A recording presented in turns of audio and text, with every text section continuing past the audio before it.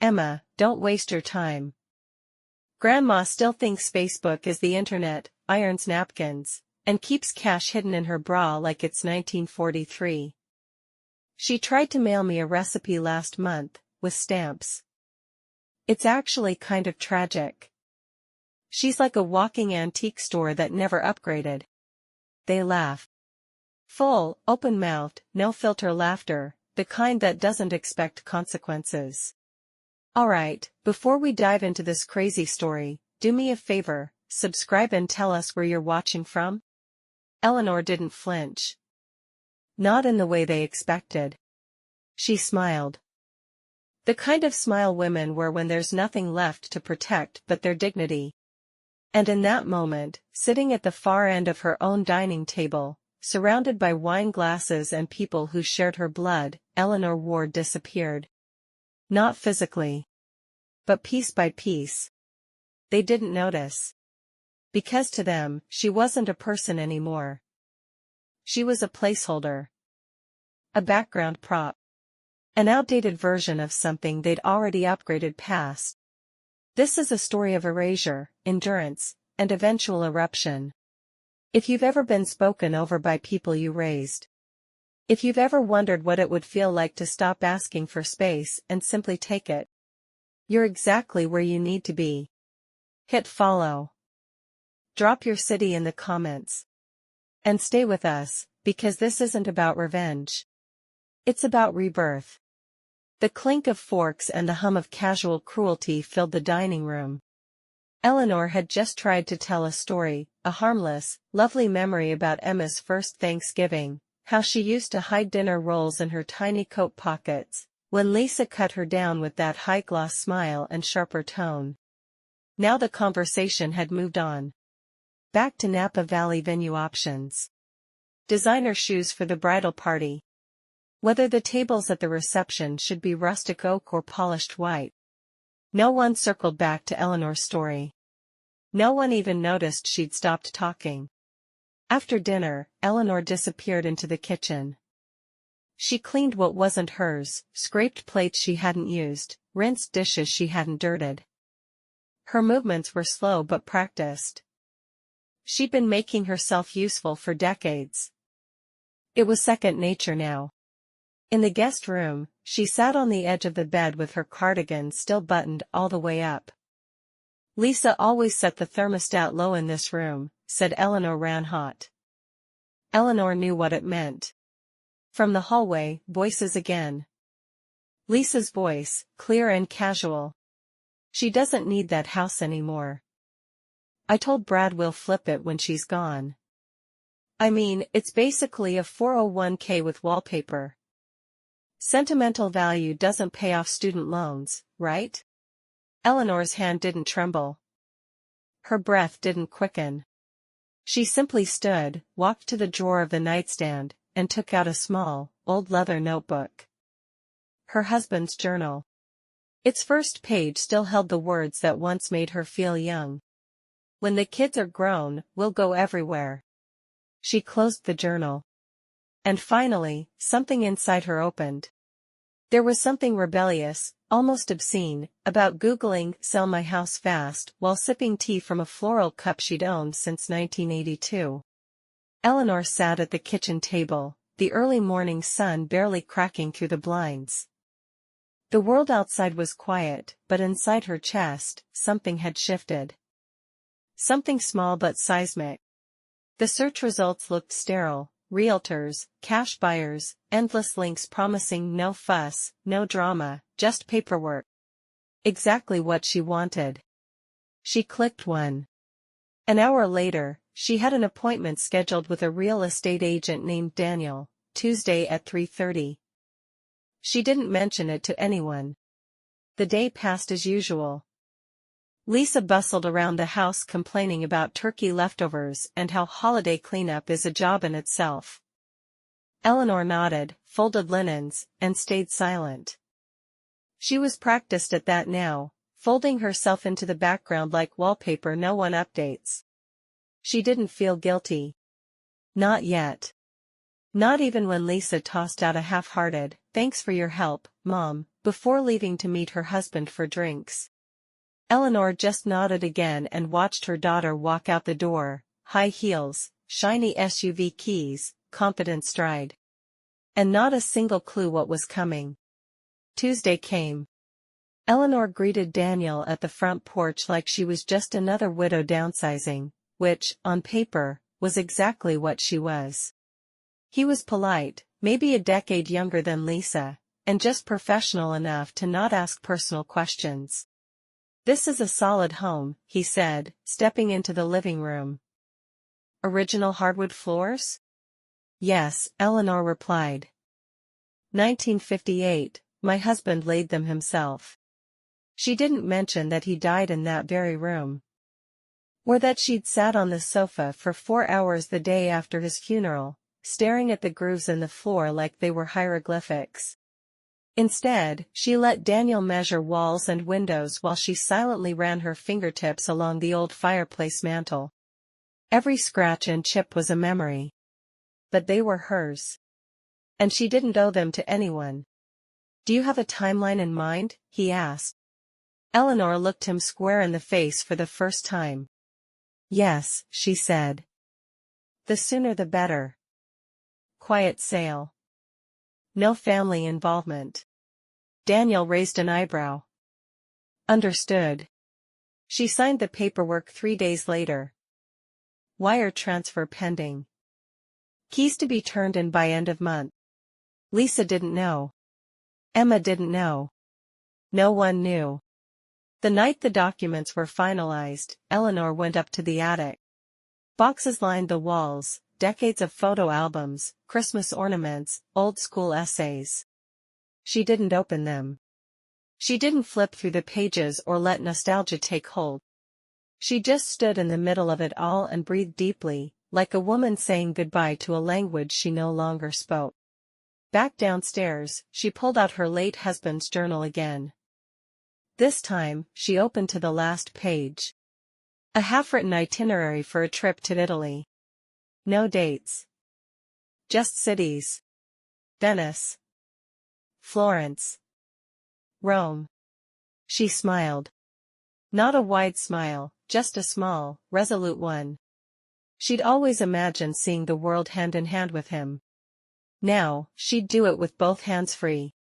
By Sunday, she'd made her second move. A brand new passport photo. No makeup, soft gray sweater, a calm expression. When the clerk asked her destination, she simply said, "Everywhere." She walked out of the post office feeling taller. Later that night, Lisa called from her car, on speakerphone as always.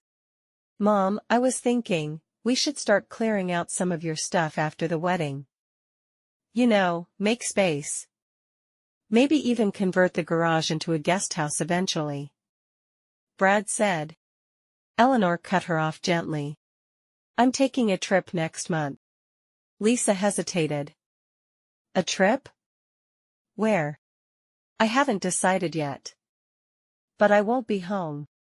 There was a pause, the kind where control slips through someone's fingers. "Well, maybe wait until after Emma's wedding?" "It's just one weekend, and we'll need you to." "I won't be home," Eleanor repeated. Calm. Final. She didn't raise her voice. She didn't have to. After the call, she poured herself a glass of wine and sat in the quiet. No background noise. No interruptions. Just the sharp, sweet taste of freedom beginning to form at the back of her throat. Eleanor didn't tell anyone she'd bought the suitcase. Mid-sized. Lightweight. Deep navy blue. The kind flight attendants carry, efficient, professional, with just enough space for a life you're ready to edit. She stood in front of her closet for 3 hours, not because she had too much to pack, but because she had too much to leave behind. What do you bring when you're not running away, but finally running toward yourself? She didn't pack the pearls Lisa gave her 2 birthdays ago, the ones that came with a rehearsed hug and a receipt tucked inside the box. She didn't pack the floral church dress her late husband always loved, not because she didn't love him, but because she didn't need to dress like someone still living in memory. She packed cotton, linen, 3 books, a travel journal, and a small tin of loose tea leaves she'd been saving for a special occasion. This was it. In the junk drawer, she found her expired AAA card, 2 broken pens, a dried-up glue stick, and 6 crumpled notes from Lisa, none of which said thank you. She threw them all away. In the backyard, she took a photo of the old garden. Not to remember the place, but to remember the version of herself who tended it, who watered everyone else's roots while ignoring her own. By morning, her house looked almost untouched, like nothing had changed. The sale finalized with the push of a button. The wire hit her account. 6 figures. No ceremony. Just quiet confirmation that she had officially untethered herself from everything they assumed she'd die clinging to. She didn't write a note. She didn't leave a forwarding address. Instead, she programmed an automatic email reply. I am currently out of the country, and out of obligation. Her flight left at 9:45 a.m. She arrived early, not from anxiety, but anticipation. The airport buzzed with purpose. People rushing toward adventure or reunion or escape. She blended in perfectly. At security, the TSA agent looked at her passport and then at her face. He smiled politely. First time traveling solo? Eleanor smiled back. No. First time living solo. He chuckled. She didn't. She chose a window seat. Pressed her fingers to the armrest as the plane lifted into the air. And when the wheels left the ground, something inside her did too. She watched the city shrink beneath her, all its noise and need and assumptions falling away into clouds. No one texted. No one called. Not even Lisa.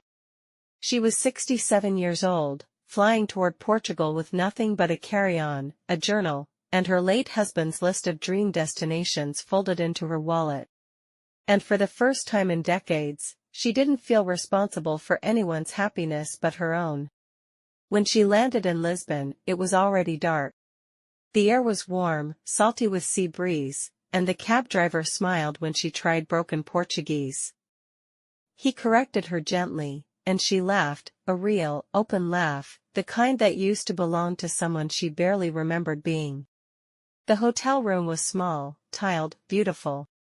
The window opened to a balcony. From it, she could see rooftops stretching into forever. She didn't unpack. Instead, she sat on the bed and looked out at the horizon. Her phone buzzed once, a message from Lisa, unreadable on the lock screen. She let it buzz again. And again. And then she turned it off. She picked up her journal instead. On the first page, she wrote. Day 1. I left quietly. But I will live loudly. Outside, music floated up from the street, guitar strings, laughter, glasses clinking. She thought about going down. Maybe tomorrow. Maybe tonight. There was no rush anymore. Back home, they'd be waking up soon. Finding the house empty. Finding her gone. Lisa would panic first. Emma might worry. The neighbors would ask questions. And Eleanor. Eleanor would be halfway through a custard tart in a Lisbon cafe. Not explaining. Not apologizing. Not waiting for anyone's permission to belong to herself. Eleanor didn't plan to post anything. She hadn't downloaded the app to be seen, only to check the weather in Lisbon. But the view from her tiny hotel balcony that morning, terracotta rooftops glowing orange under a rising sun, felt like a secret too beautiful to keep to herself. She took a picture. Not of herself. Just the sky. The horizon. Then she added a caption. First light. First freedom. Hashtag day 2 hashtag new start hashtag no one asked. She didn't expect anything. She didn't even expect the photo to upload properly. but within an hour it had 4 likes. 2 were from usernames she didn't recognize. 1 was from someone named @SilverSeekers Club. Curious, she clicked. A community of older women, traveling, blogging, hiking, dancing, alone and together, everywhere. It didn't take long for Eleanor to post again. A shot of her journal beside an espresso. The edge of her worn paperback resting on her knee at the waterfront. A blurry photo of her smiling, not at the camera, but just, smiling. And people noticed. Not people from back home. Not neighbors or old PTA moms. But strangers. Women with usernames like @Finaliumquiet, @Redirednotzelent, @Post-Divorce Passport. They commented things like, "You look free. This is the energy I needed today. Please post more. Please don't stop." And Eleanor, who had spent most of her life being silent in rooms where she was expected to speak only when spoken to, felt a door open somewhere deep inside her. She kept posting. Not selfies. Not post-perfection. Just moments. Real ones. Her shadow on cobblestone streets. An old man singing in a tram. The empty seat across from her at dinner with a glass of wine untouched, because she ordered 2 out of habit, and kept the second for him. Her followers grew. Slowly, then steadily. She passed 500 by the end of the week. Somewhere across the ocean, Lisa noticed. The call came late, Eleanor let it go to voicemail. Then another. And another. By the 4th one, she turned the phone back on just long enough to read the messages. "Mom? Where are you? You sold the house? Without telling anyone? You posted a picture from Portugal? Are you seriously just on vacation right now?" Then the final one. "Emma's college tuition is due. We were counting on that house." Eleanor read them all in silence. Then powered the phone off again. Back in her hotel room, she opened her journal. "I was never supposed to be the backup plan. I was always supposed to be the beginning of one." The next morning, she hiked up to São Jorge Castle. The hill was steep. Her knees ached. She paused 3 times.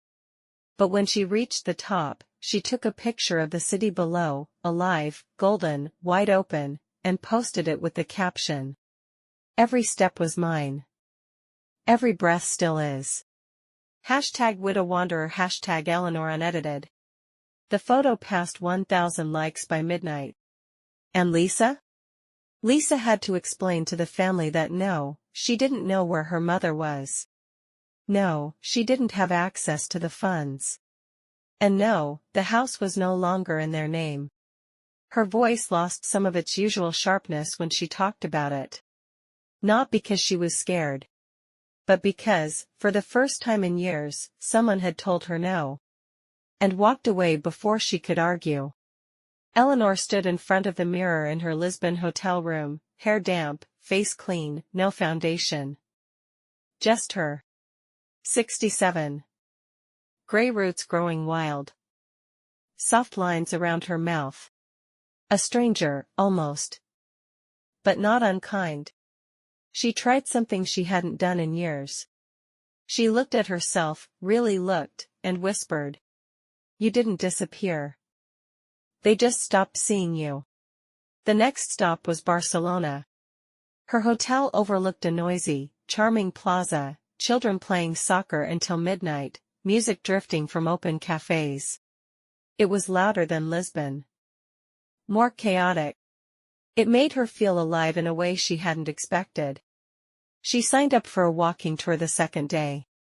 Mostly couples. A few retired expats. And one woman, Korean-American, early 30s, solo traveler with bright red sneakers and a camera she used like a notebook. They exchanged polite smiles at first. Then shared churros and coffee after the tour. Then sat for 2 hours at a sidewalk cafe, swapping stories. The woman's name was June. She'd left a tech job in Seattle after a breakup and a breakdown. Said she was rebuilding her rhythm. Eleanor nodded slowly. Me too. It was the first real conversation Eleanor had had in weeks, maybe years, where no one interrupted her, corrected her, or dismissed her.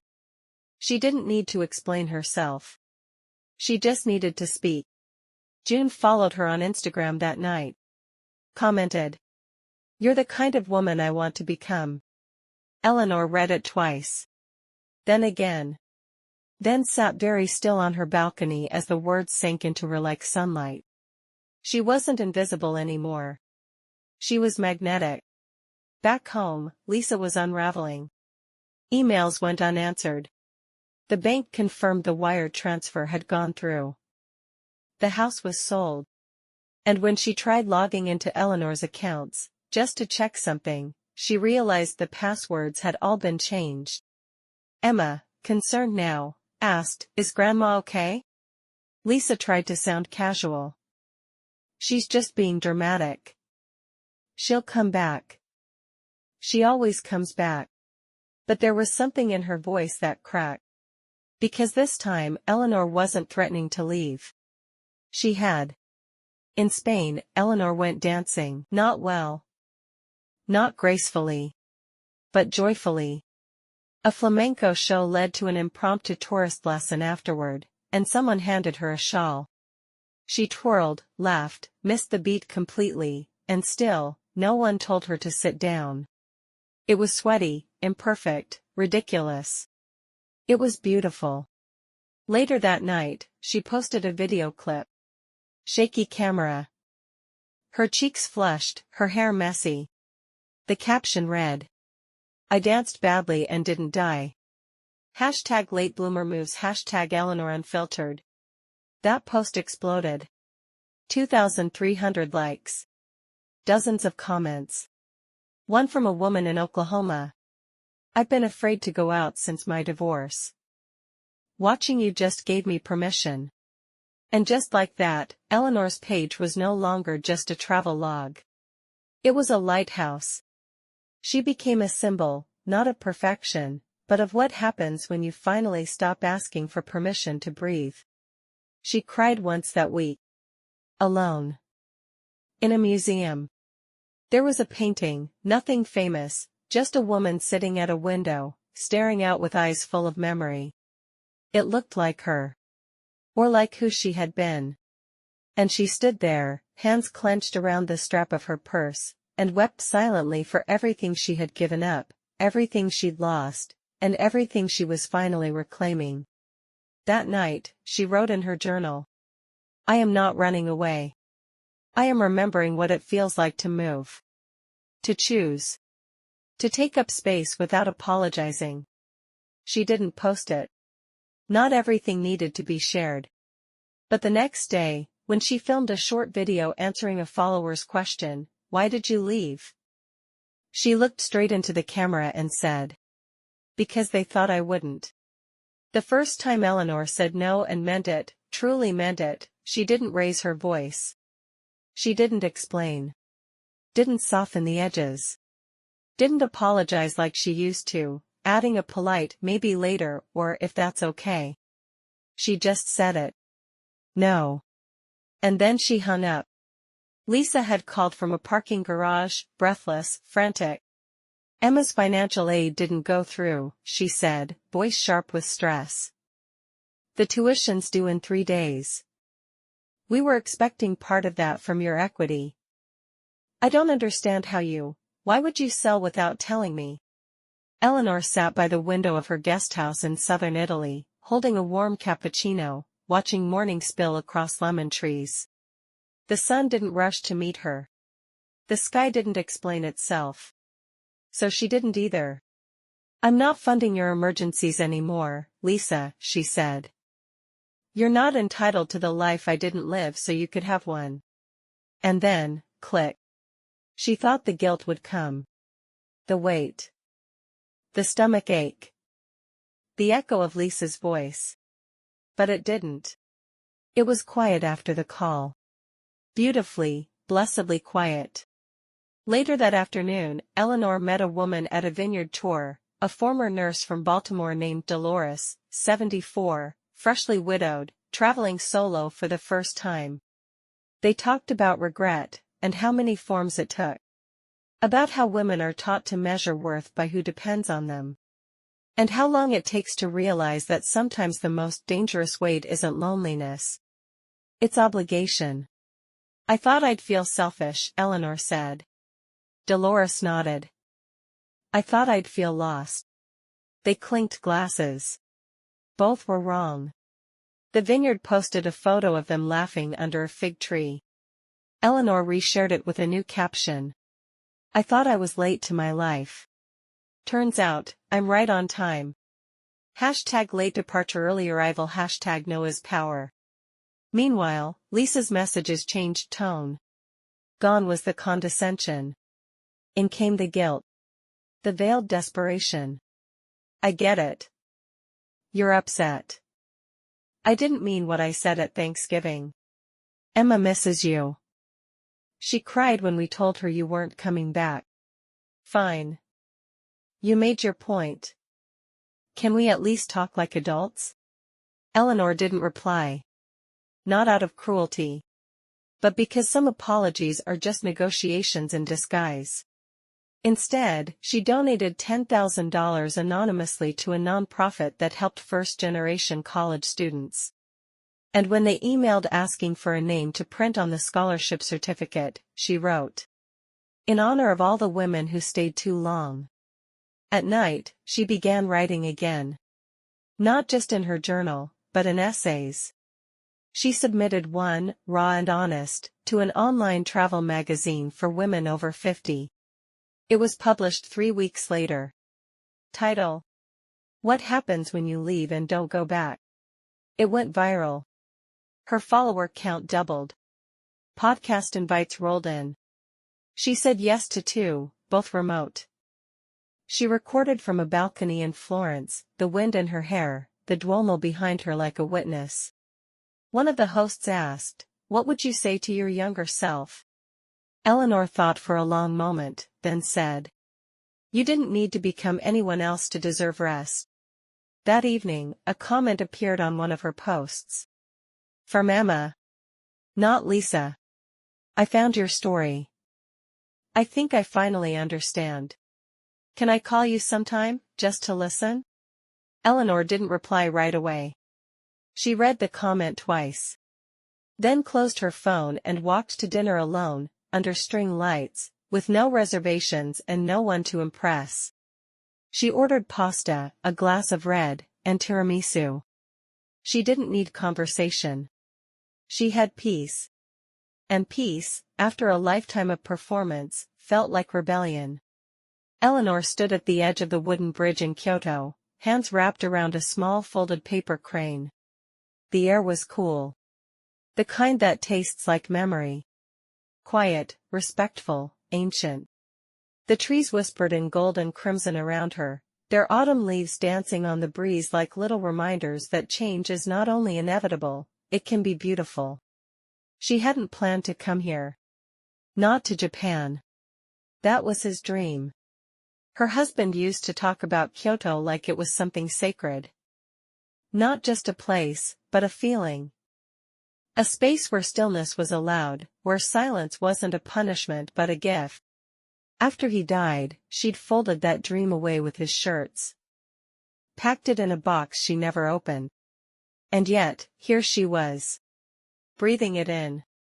Alone, but not abandoned. She walked slowly through the gardens. There were tourists, yes, cameras, maps, the usual hum of modern travel, but she tuned it all out. Because he would have walked slowly here. He would have stopped at every stone, every koi fish pond, every bent bamboo. And so she did too. Not for him. But with him. Later that afternoon, she sat under a cherry tree and took out her journal, not the one for Instagram captions, not the one filled with timelines or posts, but the private one. The one no one else would ever see. She turned to a blank page and began to write. Not to herself. But to the girl she had been. Dear Eleanor. You were never too quiet. You were just surrounded by people too loud to hear you. You gave up more than you had to. But you survived. And surviving is not small. I forgive you for all the times you stayed silent. I'm proud of you for finally speaking. She closed the book and sat with that. Then she pulled a small envelope from her bag, inside, a torn scrap of paper from her husband's old travel journal. Just one word scribbled in his handwriting. Someday. She kissed it gently, folded it into the paper crane, and let it float down the river. Not as an offering, but as a goodbye. She didn't cry. She smiled. Because she wasn't grieving anymore. She was honoring. That night, in her tiny guest house tucked along a narrow Kyoto street, Eleanor made herself tea and opened the message from Emma. It had been sitting unread for 3 days. Grandma. I don't know where you are, but I hope it's beautiful. I found your blog. I cried. I've been so caught up in Mom's world, I didn't realize how small we made yours. If you ever want to talk, just about anything, I'd really love to. Love, Emma. Eleanor placed the phone on the table. She didn't reply, not yet, but she didn't delete it either. Instead, she opened her laptop. She stared at a blank screen for a while. Then she began writing a new blog post. Not a story, not advice, not a caption. A letter. To the women who stayed too long.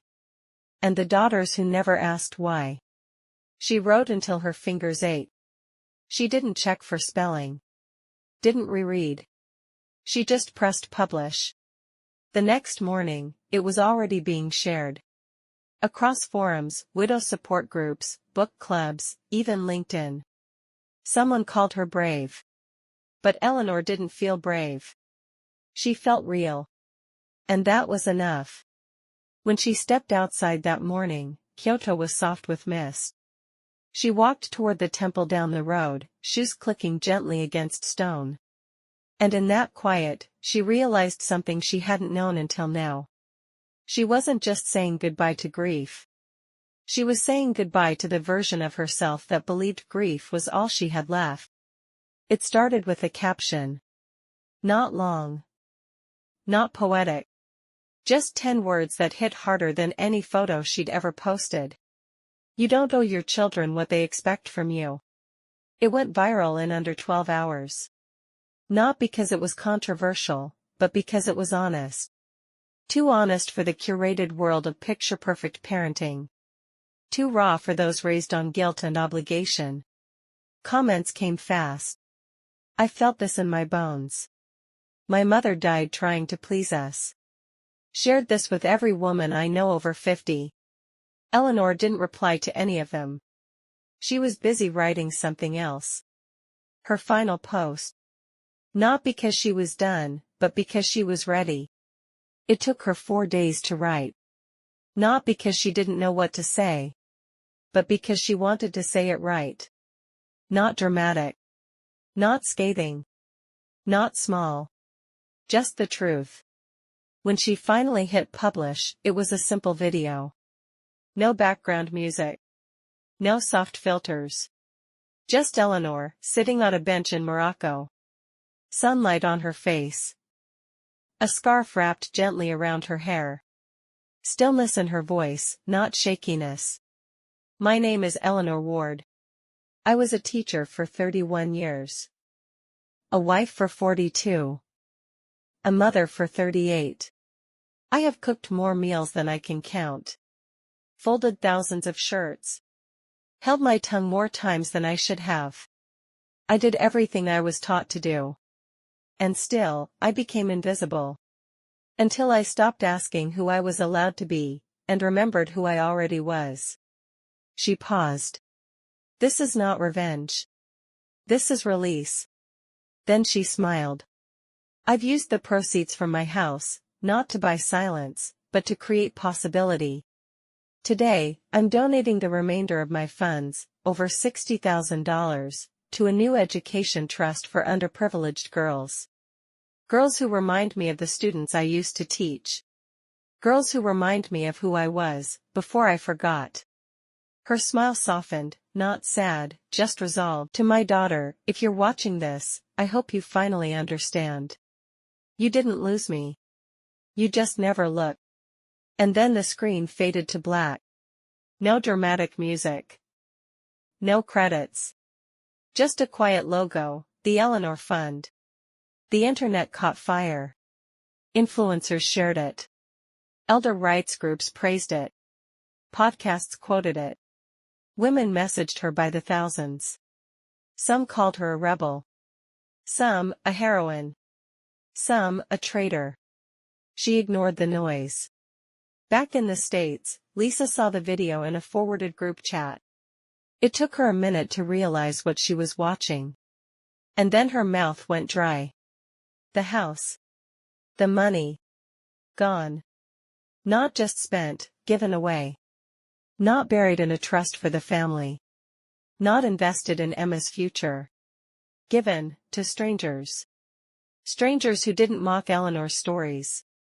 Strangers who didn't count her worth in square footage. She texted. Called. Left voicemails. All went unanswered. And for the first time in her life, Lisa had to sit with silence. That wasn't compliance. That was choice. Eleanor spent the rest of that day walking through the old market streets of Fez. She didn't refresh her notifications.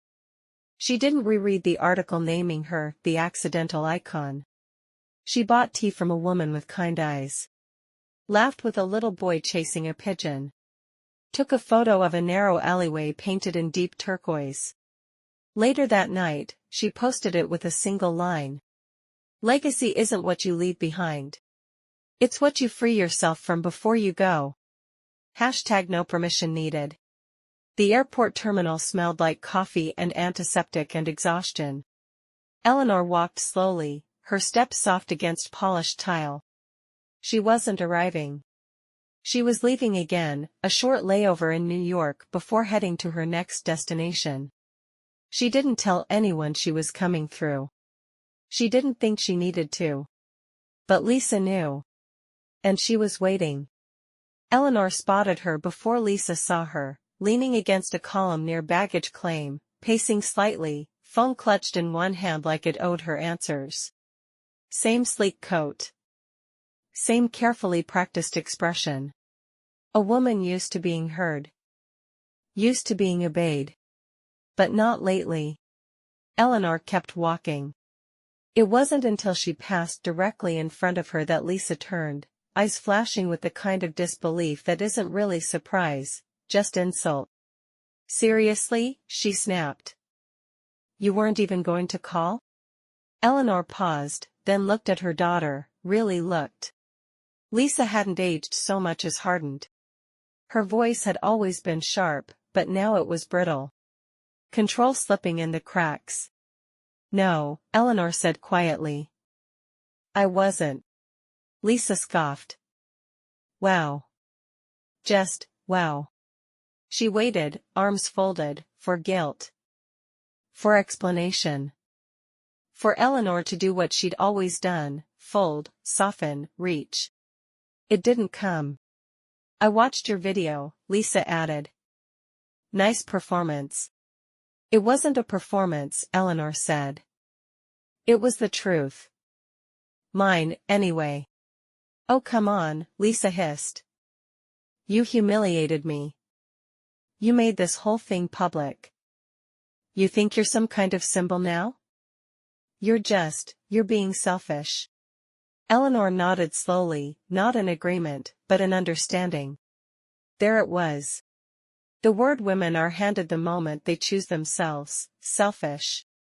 She looked her daughter in the eyes and said. Yes. For once in my life, I am. And it feels incredible. Lisa flinched. Not visibly, but inward. It was the first time in years Eleanor had spoken to her without asking for permission to feel. You left Emma confused. You abandoned your family. You. I stopped allowing you to treat me like property, Eleanor cut in. Her voice wasn't loud. But it was sharp. Final. Lisa was quiet. Only for a second. Then came the panic, wearing a mask of anger. You could have talked to me. We could have figured something out. You made me look like a villain. Eleanor tilted her head. I didn't make you look like anything. I just stopped covering for you. There was a long, humming silence between them. Travelers passed. Children cried. Announcements blared. Eleanor felt her pulse steady. Not spite. She'd always thought this confrontation would hurt more. But it didn't hurt. It healed. I didn't come back here for this, Eleanor said at last. I'm just passing through. Lisa blinked. So that's it? You're just done? Eleanor smiled, the smallest, saddest smile. No. I'm just beginning. You can stay stuck in the version of me that stayed quiet. Or you can start asking questions about the version of me who finally stopped. She reached into her bag, pulled out an envelope. I wrote you a letter, she said, handing it over. You don't have to read it now. Lisa took it without meeting her eyes. And then, as suddenly as it had begun, it was over. Eleanor turned, walked toward her gate, and didn't look back. She didn't feel triumphant. She didn't feel cruel. She felt clean. Like she'd taken her life to the dry cleaners and finally gotten the old stains out. On the plane, she opened her journal. Wrote. There is grief in growing. But also relief. And sometimes, they're the same thing. She folded the page and tucked it into her passport. Below her, cities flickered. Above her, new ones waited. And somewhere in the middle, her daughter stood holding a letter she hadn't read yet. And a version of her mother she no longer controlled. The sun rose slowly over the mountains outside of Marrakesh. Soft orange poured across the clay rooftops like honey. And Eleanor stood at the window of her new room. Not in a hotel. Not in transit. Home. Not the kind filled with framed photos and family heirlooms. The kind filled with choice. With air she picked. With mornings that belonged only to her. The school was just down the road, two modest buildings painted in bright colors. Laughter spilled through the windows as girls recited Arabic phrases, practiced handwriting, giggled through grammar drills. Eleanor taught English 3 days a week. Volunteer, of course. No salary. No status. No spotlight. And yet, she felt more visible here than she had in decades. The girls loved her. Not because she baked cookies or told nice stories. But because she listened. Because she looked them in the eye and asked questions that didn't assume anything.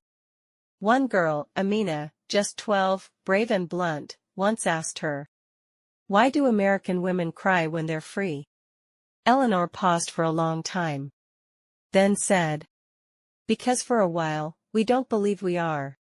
She wasn't famous anymore. The algorithm had moved on.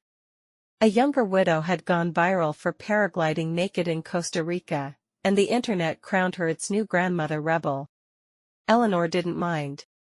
She still posted, sometimes. But her captions were shorter now. More grounded. A photo of a chalkboard. A line of laundry flapping in the wind.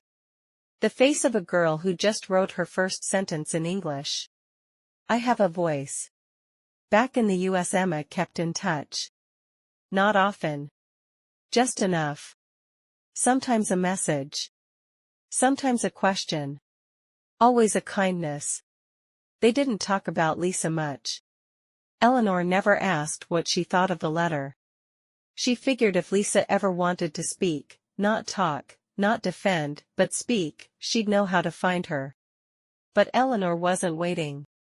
Not anymore. She spent her evenings drinking tea in the courtyard, reading under fading light. She reread her husband's journal for the last time. Then she buried it under a pomegranate tree. Not as a grave, but as a garden. Because dreams don't die when you're late to them. They bloom where you finally make room. One night, just as the call to prayer echoed across the hills, she received a message request. From Emma. I'm coming to visit. I want to see you. Not the version from social media. You. Eleanor stared at it, smiled, and replied. I'll make tea.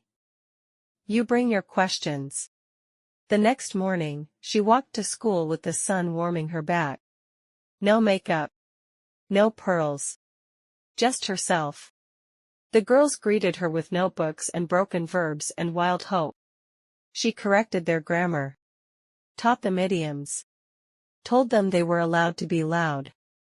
One of them raised her hand. Miss Eleanor, were you always this brave? Eleanor chuckled. No, she said. I was always this capable.